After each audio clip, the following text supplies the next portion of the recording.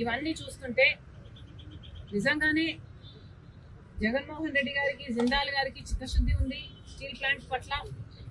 ఇక వేగంగా steel plant కట్టేస్తారు, పూర్తయిపోతుంది అని అందరం అనుకుంటున్నాం.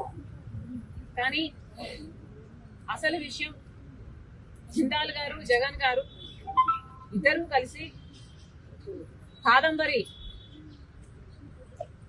అనే ఒక మహిళని ఎలా కట్టడి చేయాలి అని స్కీములు వేసుకున్నారు అని ఇప్పుడు అర్థం. మామూలు స్కీములు కాదు, ప్లాన్లు కాదు, మాస్టర్ ప్లాన్. ఒక ఆడదాన్ని ఒక్కదాన్ని చేసి స్కీములు వేసి మాస్టర్ ప్లాన్లు వేసి ఆమెను తొక్కడానికి చూశారు.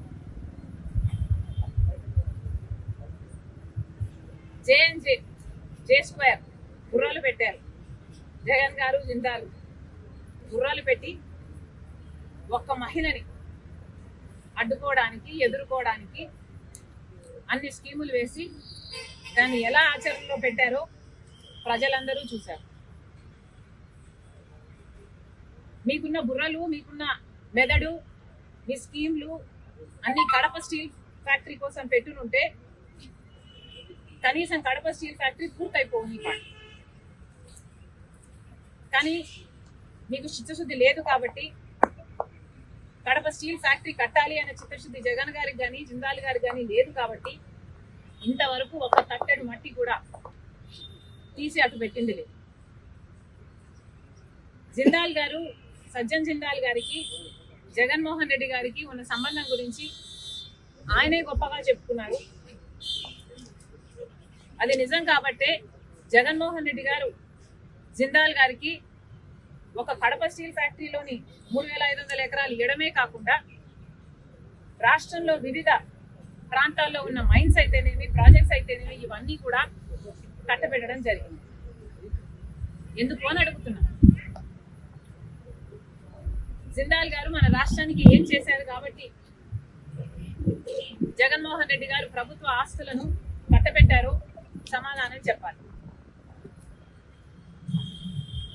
ఈ డీల్స్ వల్ల జిందాల్ వాళ్ళు జగన్మోహన్ రెడ్డి గారికి ఏమి ఇచ్చారో తెలియదు కానీ రాష్ట్రానికి మాత్రం ఒరిగింది ఏమీ లేదు. ఈ రోజు వరకు కూడా కడప స్టీల్ ఫ్యాక్టరీకి సంబంధించిన 3500 ఎకరాలు జిందాల్ వాళ్ళ చేతుల్లో ఉంది. కానీ ఇంతవరకు ₹1 ఖర్చు పెట్టింది లేదు.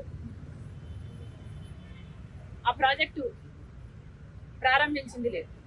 ఈ రోజు వరకు కూడా రాళ్ళు రప్పలే కనిపిస్తుంది. ఒక ఎడారి లాగా ఉంది ఆ ప్రాంతం. మరి వీళ్ళకి చిత్తశుద్ధి ఉంది అని ఎలా చెప్పుకోగలుగుతున్నారు? మహిళ నాకు తెలిసి, నేను కనుక్కుంటే నాకు తెలిసిన విషయం, ఆవిడ ఒక డాక్టర్ అని, ఇంటర్నేషనల్ ఇన్స్టిట్యూట్స్ కి రీసెర్చ్ పేపర్స్ కూడా రాసింది అని, ఒక అకంప్లిష్డ్ ఉమెన్ అని, ఆమె యాక్టింగ్ ఫీల్డ్ లోకి వచ్చి ఒక యాక్ట్రెస్ అవుదాం అనుకున్నారని నాకు అర్థమైన విషయం.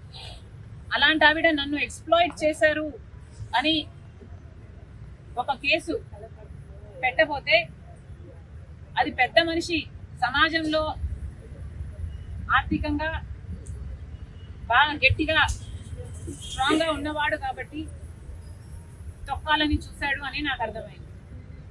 కానీ ఒకటి ఆలోచన చేయండి, నిజంగానే కాదంబరి అనే ఆవిడ రిసీవ్ చేయాలనుకుంటే, నిజంగానే మోసం చేస్తుంది ఆయనను అనుకుంటే, అన్ని డబ్బులున్నవాడు ఒక 50 కోట్లు 100 కోట్లు ఆవిడకి ఇచ్చి ఆవిడ నోరు మూపించి ఉండగలడు.